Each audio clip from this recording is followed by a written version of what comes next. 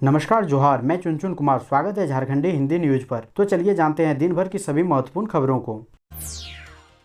आज की पहली और बड़ी खबर, किसानों के लिए खुशखबरी। जल्द खाते में आने वाली है अगली किस्त, जाने किसे मिलेगा फायदा। किसानों के लिए बड़ी खुशखबरी है। केंद्र सरकार जल्द ही किसानों के खाते में अगली किस्त ट्रांसफर कर सकती है। पीएम किसान योजना के तहत सालाना 6,000 रूपए की आर्थिक सहायता मिलती है। सरकार की ओर से यह पैसे सीधे खाते में ट्रांसफर किए जाते हैं। अगर आप भी इस योजना का लाभ लेना चाहते हैं तो फटाफट रजिस्ट्रेशन करा लें। खेती किसानी, मछली पालन और पशुपालन से जुड़ा कोई भी व्यक्ति, भले ही वो किसी और की जमीन पर खेती करता हो, इसका लाभ ले सकता है। अगली बड़ी खबर की बात करें तो बाल सुधार गृह में जांच कर निकले डीएसपी, 1 घंटे बाद 2 फरार। रांची जेल से कहीं ज्यादा बाल सुधार गृह पुलिस प्रशासन को परेशान कर रहा है। यहाँ कभी शराब पार्टी होती है तो कभी नशीला सामान मिलता है तो कभी बाहर से फेंका जाता है। इस तरह डुमरदग्गा बाल सुधार गृह हमेशा सुर्खियों में रह रहा है। इस बीच सोमवार को डुमरदग्गा स्थित बाल सुधार गृह से 2 बाल बंदी फरार हो गए हैं। इनकी फरारी इलाके के डीएसपी और थानेदार को खुली चुनौती देने वाली है। चूँकि सोमवार को बाल सुधार गृह से सदर डीएसपी प्रभात रंजन बरवार और इंस्पेक्टर वेंकटेश कुमार बाल सुधार गृह में चिकन फेंकने के मामले की जांच कर निकले थे। इनके निकलने के ठीक 1 घंटे बाद 2 बाल कैदी फरार हो गए। अगली बड़ी खबर की बात करें तो रांची में रेमडेसिविर की कालाबाजारी के मामले में सीआईडी ने 2 लोगों के खिलाफ दायर की चार्जशीट। रांची में रेमडेसिविर की कालाबाजारी के मामले में सीआईडी ने 2 लोगों के खिलाफ चार्जशीट दायर की। सीआईडी ने इस मामले में पूर्व में गिरफ्तार कांके रोड निवासी राजीव सिंह और हिनू के सृष्टि अस्पताल के कर्मी मनीष सिन्हा के खिलाफ चार्जशीट दायर करते हुए आरोपी बनाया है। रेमडेसिविर कालाबाजारी मामले की जाँच सीआईडी के निवर्तमान एडीजी अनिल पल्टा के नेतृत्व में बनी एसआईटी कर रही है। पूरा मामला हाई प्रोफाइल है और इसे देखते हुए ही इस मामले की जांच एसआईटी को सौंपी गई है। एसआईटी का नेतृत्व एडीजी अनिल पल्टा कर रहे हैं। अगली बड़ी खबर की बात करें तो सुप्रीम कोर्ट ने 31 जुलाई तक एक राष्ट्र एक राशन कार्ड योजना को लागू करने के दिए निर्देश। सुप्रीम कोर्ट ने एक राष्ट्र एक राशन कार्ड योजना को लागू करने के लिए 31 जुलाई 2021 की समय सीमा तय की है। इस योजना के तहत प्रवासी मजदूरों को देश के किसी भी हिस्से में राशन लेने की सुविधा मिलेगी। सुप्रीम कोर्ट ने प्रवासी मजदूरों के लाभ और कल्याण के लिए कई अन्य आदेश भी दिए हैं। बता दें कि सुप्रीम कोर्ट ने कोरोना के चलते प्रवासी कामगारों के कल्याण के संबंध में केंद्र और राज्य सरकारों को कई दिशा निर्देश जारी किए हैं। कोर्ट ने राज्य सरकारों को निर्देश दिया कि वे प्रवासी श्रमिकों के लिए सूखा राशन प्रदान करें और महामारी जारी रहने तक सामुदायिक रसोई जारी रखें। साथ ही कोर्ट ने कहा कि नेशनल डाटा ग्रिड पोर्टल का काम पूरा कर असंगठित क्षेत्र में कामगारों का पंजीकरण 31 जुलाई तक पूरा कर लिया जाए। अगली बड़ी खबर की बात करें तो सिविल सेवा प्रारंभिक परीक्षा की तैयारी में जुटा जेपीएससी। यहां जाने कब होगी परीक्षा। झारखंड लोक सेवा आयोग नीति जेपीएससी 4 वर्षों के लिए एक साथ होने वाली संयुक्त सिविल सेवा प्रारंभिक परीक्षा 2021 की तैयारियों में जुट गया है। आयोग ने कोरोना के संक्रमण कम होने के बाद इस परीक्षा के आयोजन को लेकर आपदा प्रबंधन विभाग से अनुमति मांगी है। इधर आयोग ने उपायुक्तों को इसकी जानकारी देते हुए परीक्षा केंद्रों तथा वहाँ अभ्यर्थियों को बैठने की क्षमता की पूरी जानकारी मांगी है। आयोग के सचिव ने उपायुक्तों को पत्र भेजकर कहा है कि पूर्व में उसके द्वारा जो सूची भेजी गई थी उनमें कुछ त्रुटियां हैं। उन्होंने उपायुक्त से संशोधित सूची देने को कहा है। बता दें कि पूर्व में यह परीक्षा इस साल 2 मई को होने वाली थी, लेकिन कोरोना संक्रमण के कारण स्थगित करनी पड़ी थी।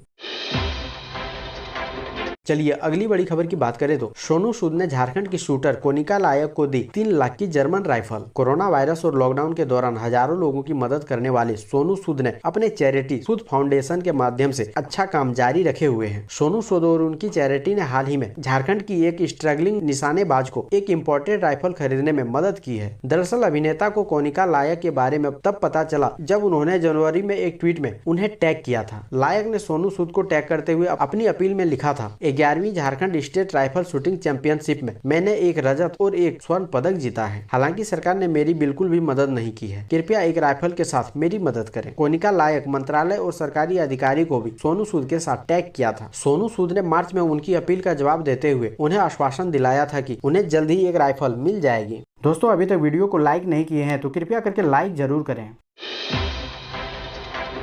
अगली बड़ी खबर की बात करें तो 100% वैक्सीनेशन कराने वाला लोहरदग्गा का पहला गांव बना राहे। वीडियो ने ऐसे पहुंचाया कार्य को अंजाम। लोहरदग्गा जिला अंतर्गत कुड़ू प्रखंड की जिंगी पंचायत का राहे गांव 100% वैक्सीन लेने वाला पहला गांव बन गया है। राजस्व गांव राहे को 100% वैक्सीन दिलाने में वीडियो मनोरंजन कुमार के प्रयास रंग लाया है। पिछले 10 दिनों से वीडियो मनोरंजन कुमार जिंगी पंचायत में कैंप कर वैक्सीनेशन कार्य को अंजाम तक पहुँचाया। बताया जाता है कि कोरोना महामारी से बचाव को लेकर जागरूकता अभियान व वैक्सीनेशन को लेकर सुनिश्चित तरीके से बीडीओ व सीओ प्रवीण कुमार सिंह लगातार गाँव में जागरूकता अभियान चलाते हुए वैक्सीनेशन के लिए ग्रामीणों को प्रोत्साहित कर रहे हैं। इसका नतीजा है कि कुडू प्रखंड का राहे गाँव जिले का पहला ऐसा गाँव बन गया है जहाँ के ग्रामीण ने 100% वैक्सीनेशन करवाया है।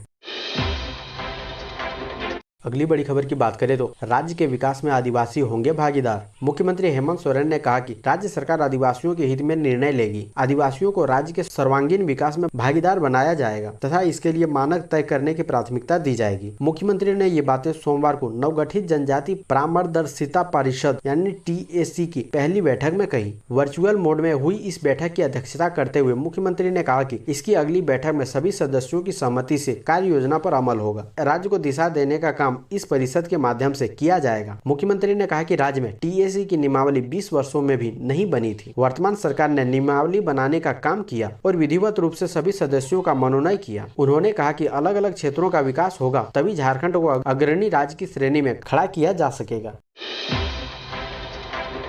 अगली बड़ी खबर की बात करें तो प्रेस पुलिस प्रशासन जैसे नेम प्लेट लगाने पर प्रतिबंध। आदेश न मानने वालों के खिलाफ अब अभियान चलाकर कार्रवाई की जाएगी। झारखंड सरकार के परिवहन विभाग ने गाड़ियों के आगे आर्मी, प्रेस, पुलिस प्रशासन जैसे बोर्ड लगाने को पूरी तरह प्रतिबंध कर दिया है। यह जानकारी गुमला जिला परिवहन पदाधिकारी विजय सिंह बिरुआ ने दी। उन्होंने बताया कि झारखंड सरकार के परिवहन विभाग ने गाड़ियों के आगे आर्मी, प्रेस, पुलिस प्रशासन जैसे बोर्ड लगाने को पूरी तरह प्रतिबंध कर रखा है। वाहन के शीशे के भीतर भी किसी तरह के बोर्ड, पट या किसी शब्द का आलेख नहीं किए जाने का आदेश पूर्व में ही जारी किया गया है, परंतु लोग उक्त निर्देशों का अनुपालन करते नजर नहीं आ रहे हैं। अब ऐसे वाहन चालकों के विरुद्ध नियमित रूप से अभियान चलाकर कार्रवाई की जाएगी। उन्होंने बताया कि सरकार के परिवहन विभाग ने विधायकी, न्यायपालिका व कार्यपालिका के कई लोगों को नेम प्लेट व बोर्ड लगाने की छूट दी है। वहीं किसी भी परिस्थिति में नेम प्लेट होने पर रजिस्ट्रेशन नंबर ढका नहीं होना चाहिए।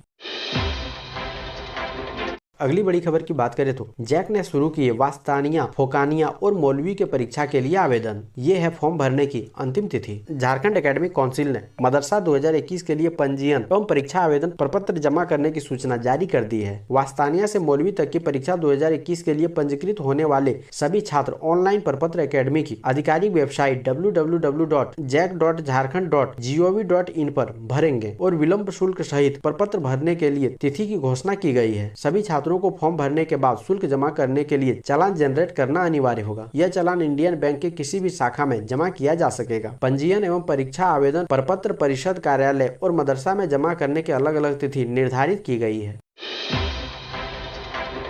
अगली बड़ी खबर की बात करें तो नकली बीज बेचने पर दुकान होगी सील। जिला कृषि पदाधिकारी ने दिया निर्देश। गुमला जिला में नकली बीज बिक्री करने वाले विक्रेताओं की अब खैर नहीं। नकली बीज बिक्री करने वाले विक्रेताओं के खिलाफ कड़ी कार्रवाई की जाएगी। नकली बीज बिक्री करने पर संबंधित विक्रेता का दुकान का लाइसेंस रद्द करते हुए उनकी दुकान को सील किया जाएगा। साथ ही CRPC 1973 के सुसंगत धाराओं के तहत दुकानदार के खिलाफ विधि सम्मत कार्रवाई की जाएगी और दुकान का सामान भी जब्त कर लिया जाएगा। बताते चले कि गुमला जिला में 2 लाख से भी अधिक किसान हैं। इसमें से आधे से अधिक किसान ऐसे हैं जिनका जीविकोपार्जन कृषि कार्य से ही चलता है। ऐसे किसान प्रत्येक वर्ष बरसात के मौसम का बड़ी बेसब्री से इंतजार करते हैं ताकि वे खेती बाड़ी कर सके।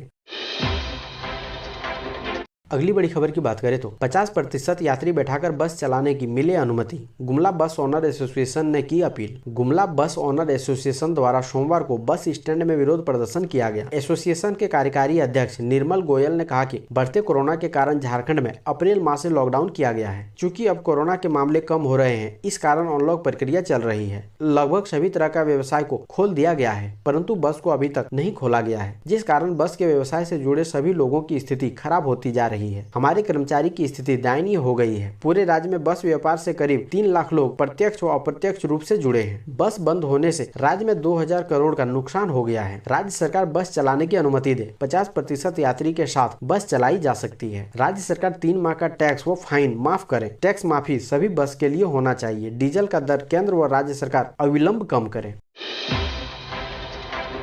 अगली बड़ी खबर की बात करें तो झारखंड के इस जिले में 95% मध्य विद्यालयों में नहीं है प्रधानाध्यापक। बिना प्रोन्नति के ही हर महीने सेवानिवृत्त हो रहे शिक्षक। झारखंड के गढ़वा जिले में संचालित मध्य विद्यालय प्रधानाध्यापक विहीन है। इस वजह से यहाँ प्रभारी से काम चलाया जा रहा है। 95% मध्य विद्यालयों में प्रधानाध्यापक का पद रिक्त पड़ा हुआ है। यह स्थिति लंबे समय से प्रोन्नति नहीं दिए जाने की वजह से बनी हुई है। इससे एक तरफ जहाँ पात्र शिक्षकों को आर्थिक नुकसान उठाना पड़ रहा है, वहीं दूसरी ओर इसका असर शिक्षण की गुणवत्ता व विद्यालय के संचालन पर भी पड़ रहा है। गढ़वा जिले के मध्य विद्यालयों में मात्र 7 विद्यालयों में ही प्रधानाध्यापक हैं। यहाँ 145 मध्य विद्यालयों में प्रधानाध्यापक के पद स्वीकृत हैं। इस हिसाब से कुल 138 स्वीकृत विद्यालयों में प्रधानाध्यापक नहीं है। यहाँ पर भारी से काम चलाया जा रहा है।